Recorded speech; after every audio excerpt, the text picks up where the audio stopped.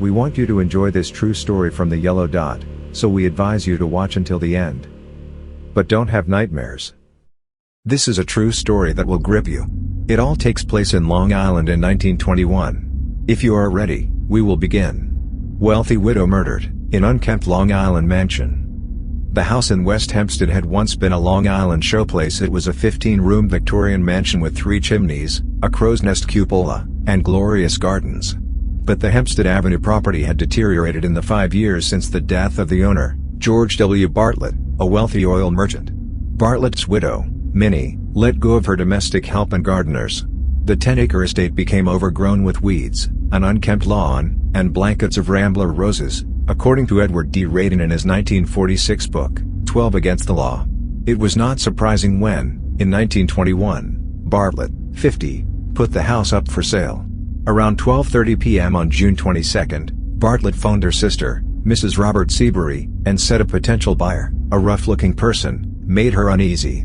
The stranger, dressed in shabby clothes and sporting a stubbly mustache, told her that his name was Nicholas Steffens, a Garden City radiator shop owner.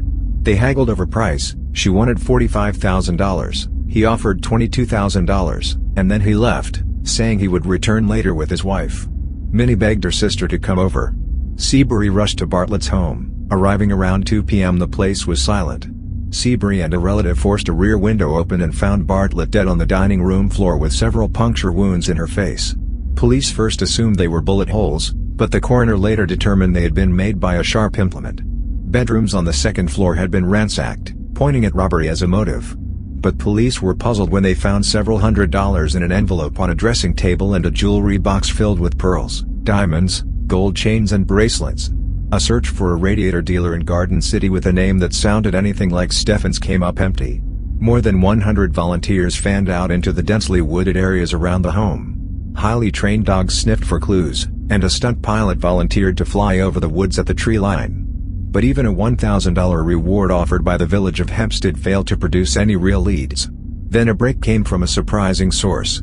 Slayer's wife, betraying him to police, puts duty before love, noted a Daily News headline on June 26, 1921. Mrs. Bertha Kubel said her husband, Lawrence, 36, a Polish farm laborer, had gone looking for work in Hempstead the day of the murder. When he returned, she noticed that he had shaved off his mustache.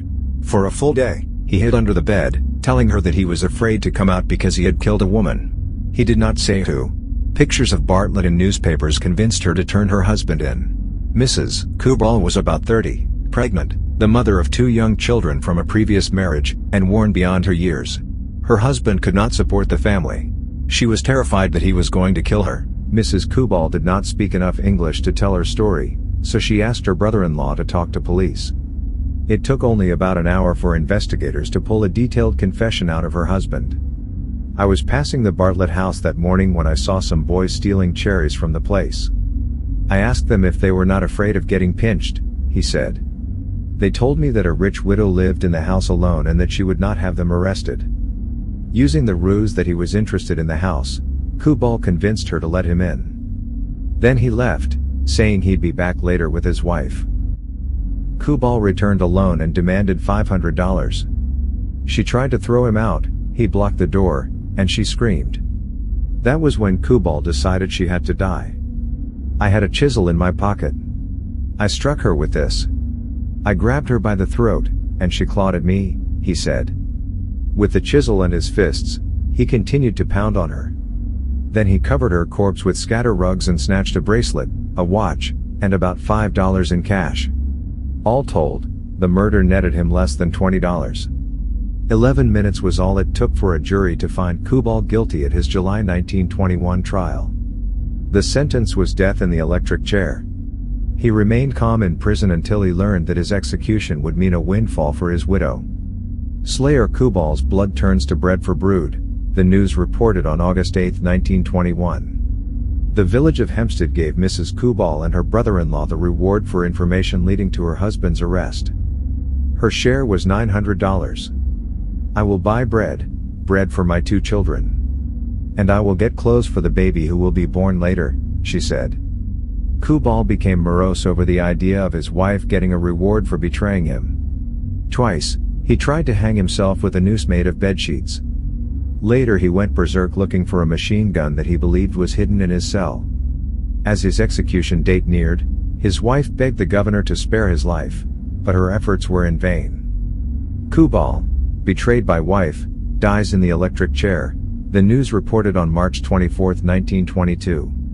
According to the paper, his last words to his death row cellmates were, "Goodbye, boys. Pray for me. A sad end and a pointless crime." If you enjoyed this real crime story, you will find lots more on this channel. If you have a suggestion for a crime story to be covered on this channel, just leave a comment in the comment section. See you next time.